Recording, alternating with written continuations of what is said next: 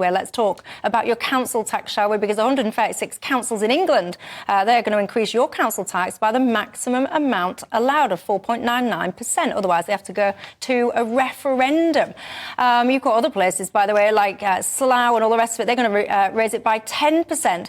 Birmingham, I mean, the absolute shambles, we talk about shambles, the absolute shambles that is Birmingham City Council have said that they're going to raise it by 21% over the next 2 years. I wouldn't mind if you actually had half a decent service, but most often we don't.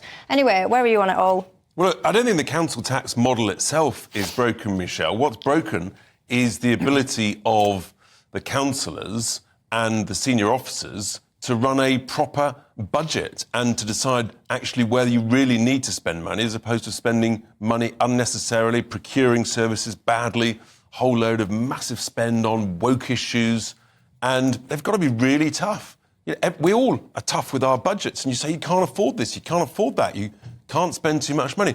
There are a number of councils that have already gone bust, like Birmingham City Council. I think there are dozens and dozens others who are right on the brink, who probably will go over the next year or so. So, look, it's serious, but it's a complete failure of the management by the councils as opposed to the model itself being broken. Do you agree with that? The model's fine, but it's the individuals that are managing it? I think we need reform of council tax, but that's a separate issue. You know, people have said that for 30 years and it hasn't moved. I agree with Richard in terms of bad procurement is a huge issue. Pay attention to what happens in your local council closely.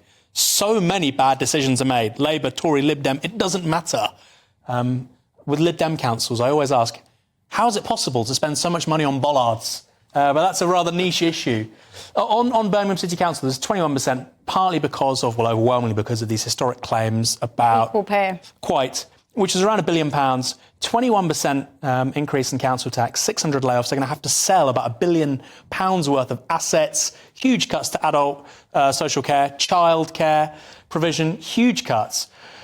And I just think, look, if we want growth in this country, we're going to have to get it from Manchester, Leeds, Birmingham, smaller cities too, Nottingham, Southampton, Portsmouth. That's the lowest of the low-hanging fruit. And crucifying them like this is not the way to do it. That's not to let the people responsible off the hook. But by the way, most of them aren't in office anymore. Yeah, but hang on a second. So why should my viewer in, I don't know, Grimsby or wherever, why should they be responsible via their taxes for bailing out this council who, quite frankly, basically broke the law, didn't even follow basic rules when it comes to equal pay?